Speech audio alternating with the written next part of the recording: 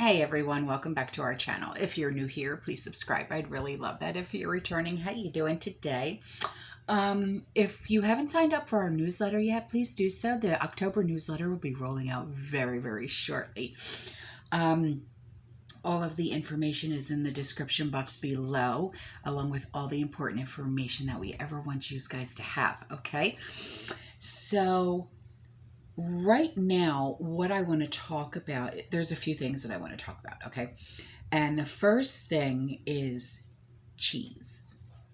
And you're going to be like, what?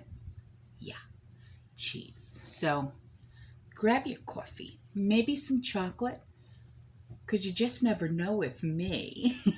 Or do you already? So a startup that makes cultured mozzarella and regot cheeses without cows, kids, has just got a record funding. Excuse me, Capone, could you stop? Thank you. From investors looking to tap the growing market for environmentally friendly dairy alternatives. Now, I guess this would be okay for our lactose intolerant friends and family, but when I'm making lasagna or stuffed shells, I need the goods. So Berlin-based Formo will use the US 50 million or 68 million, a record for a European food tech to expand its product range into mature and ripened cheeses like cheddar and Gruyere. The company will also scale up its precision fermentation technology, it said on Monday. Oh, Lord. They must not be Italian. So we're talking about a product that needs to go mass market or needs to be produced in big volume. So we're now working on a scale up. We want to open up the focus and really make sure we are able to cover pretty much any cheese type you can imagine. Nay, nay. Nay, nay. Yeah, don't touch cheese. Yeah, it's my favorite food. So investors are putting money into a new generation of startups that seek to replicate the pleasures of eating cheese without the climate warming impact of livestock farming. Companies including Mayoko's Creamery in the U.S. and Sweden's Stockholm Dreamery have secured funding in recent weeks, while bigger companies including Oatly viewed it as a new frontier for product expansion. Now, Formo, formerly known as Legendary Foods GmbH, wants to replicate the same taste and texture of real cheeses.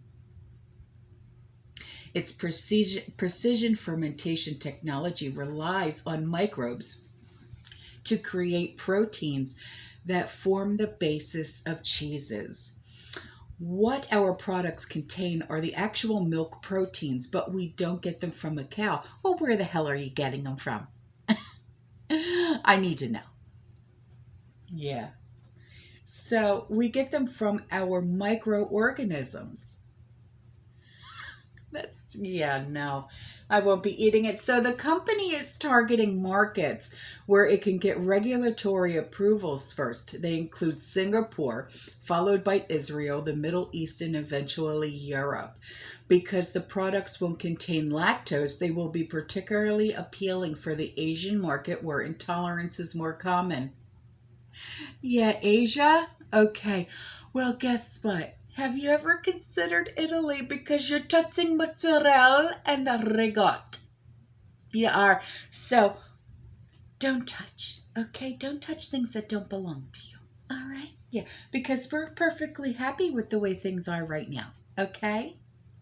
Yeah, we are. We're perfectly happy, all right? So, on to the next thing, all right? So a subscriber sent me this, and I want to address it because it's really awesome. She says, I was watching a YouTube channel. She said, I think it was on Prepper Chef, and the topic was protein. He said adults need 20 to 30 grams of protein a day.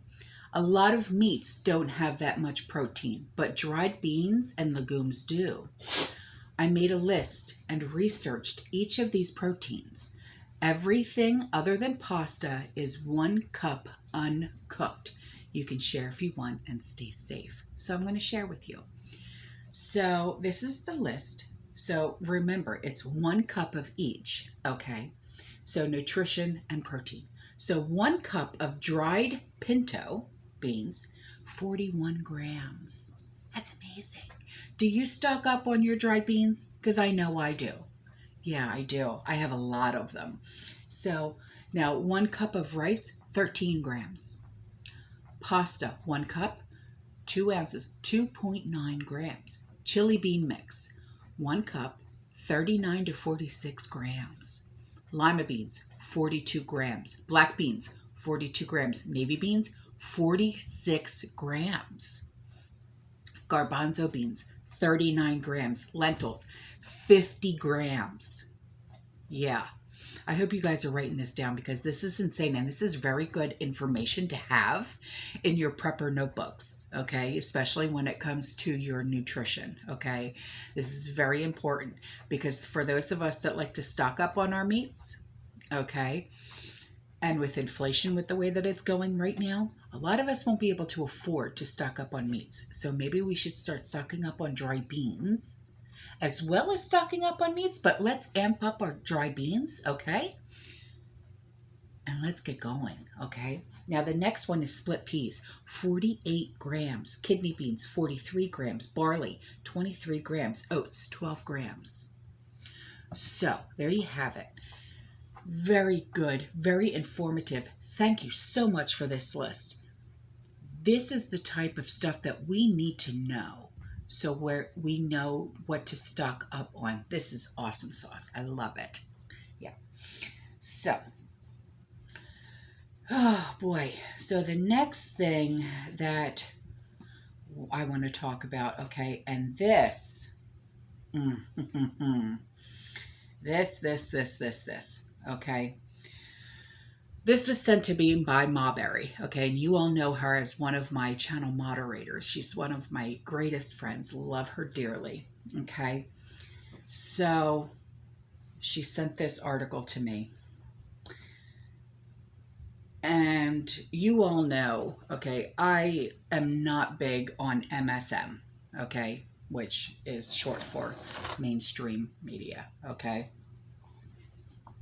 But she sent me this article, and I started reading it, and I said, oh my Lord, this is dead on the balls accurate, right? So it starts out like this. If CNN, okay, and I don't know anybody that really follows CNN. So if CNN starts sounding like the economic collapse blog, what does that mean? Unfortunately, the truth about what is in our immediate future is becoming apparent to everyone. And yeah, we're not the only ones bringing it to you every single day, meaning me, Jason over at the Young Prepper, Pinball, Prepper Now. Okay, we're not the only ones. Okay, TJ, she's not the only one. Okay, Lick Fairy, she's not the only one. There's a whole bunch of us, Prepping 101. We're not the only ones that are bringing you this truth. And funny thing is that when they bring you the truth, or shall I say, tell you the same thing that we're trying to tell you, they don't get taken down. But we do. So I'll go on. So global supply chains are in a state of complete and utter chaos. And this is driving up prices and causing widespread shortages all over the country. And I spoke on the shortages the other day. And these shortages are now called permanent shortages. So if you're prepping like you should be, amp it up. Amp it up. Because when they say, yeah, these shortages are permanent, look at Augustin Farms right now. They're shut down for 90 days. Why? Because of the aluminum shortage. Their number 10 cans, they can't even, I'm not even, you already know, okay? You already know. Prepper now, he got the letter from Augustin Farms. So, over the past couple of weeks, 5 articles came out with either shortage or shortages, okay, in the title. And some people accused, okay, the author of this article, okay, of being an alarmist. We've all been accused of being alarmist or fear monger or this or that, whatever. When we come on here and we make videos, we're not being an alarmist or a fear monger. We're telling the truth. Okay? And if that's the case, then CNN, they're being alarmist too. MSNBC, everybody. They're all being alarmist. They're all being fear mongers. Because one of their top stories openly warned of a global transport system collapse. In an open letter on Wednesday to heads of state attending the United Nations General Assembly, the International Chamber of Shipping, or ICS, and other industry groups warned of a global transport system collapse. If governments do not restore freedom of movement to transport workers and give them priority to receive, recognized by the "Who are you? Ooh, ooh, ooh, ooh." Okay. Sorry, but you know why I have to do things like that, okay? For decades, we have all been able to take our extremely complex supply chains for granted, and we all did. How many times have we just go, I need this for a recipe, I'm just going to run out and go grab one? Do you do that anymore? Remember, 1 is none, 2 is 1, so why not by 3? Okay? Now, things have always been where they need to be when they needed to be there, and many of us just assumed that it was always be that way. Well, no more. No more. But now, organizations that represent 65 million transport workers around the globe are openly warning that the global supply chains are beginning to buckle. Global supply chains are beginning to buckle as 2 years' worth of strain on transport workers are taking their toll. The letter has also been signed by the International Air Transport Association, or IATA, the International Road Transport Union, or IRU, and the International Transport Workers Federation, or ITF. Together, they represent 65 million transport workers globally. All transport sectors are also seeing a shortage of workers and expect more to leave as a result of the poor treatment millions have faced during this pandemic, putting a supply chain under greater threat. Now, things are particularly bad at our ports. Right now, there is a backlog of approximately 500,000 shipping containers waiting on ships off the West Coast, waiting to be unloaded.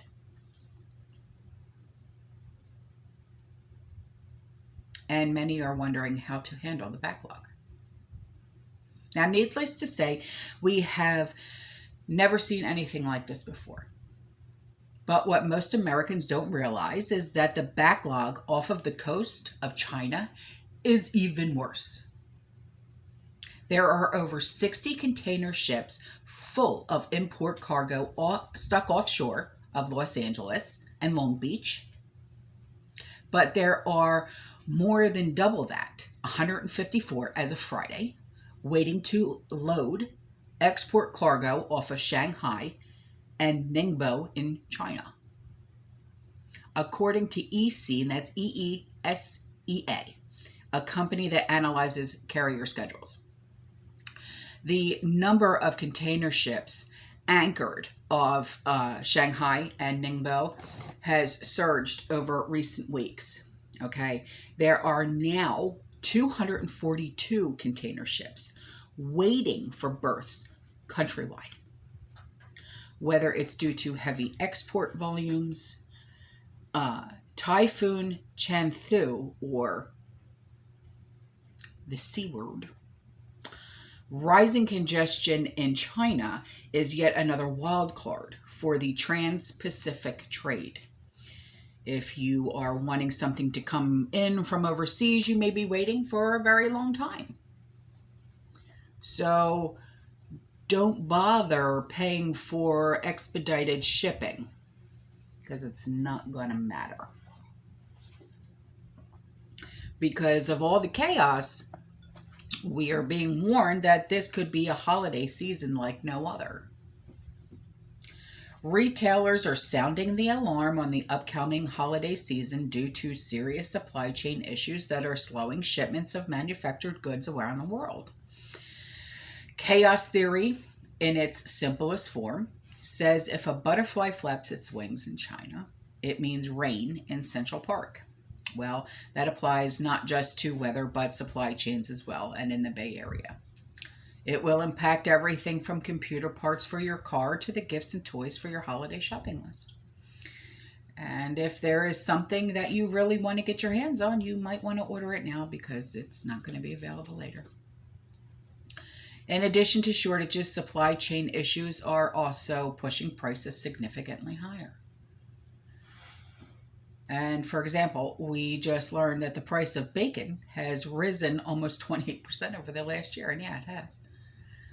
The average price for a slab of bacon to accompany, your breakfast has, I paid,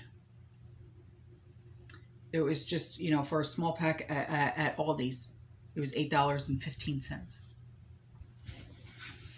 A lot of people may be forced to stop eating bacon as a result of soaring prices, and from the health perspectives, that is not a bad thing, but the price of bacon is going to continue to go higher because U.S. hog herds are shrinking at a brisk pace. The U.S. hog herds experienced the most significant monthly drop in 2 decades, according to this new data from the USDA. And the reason behind the drop is because farmers decreased hog herd development over the last year due to labor disruptions at slaughterhouses, plus high animal feed. And USDA data showed that the U.S. hog herd was 3.9% lower in August than a year ago. It was the largest monthly drop since 1999, after analysis only expected a decline of about 1.7%. Now, many of you already don't eat bacon, whether you're vegetarian or you just plainly you don't like it. But what about like a shortage in potatoes? Incredibly, it is being reported that some fast food outlets are now running out of French fries. So,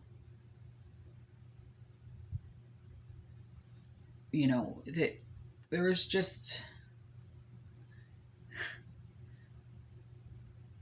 so many of us think that since we are the most prosperous nation on the entire planet, that long-term shortages could never happen to us. Well, guess what? They're happening.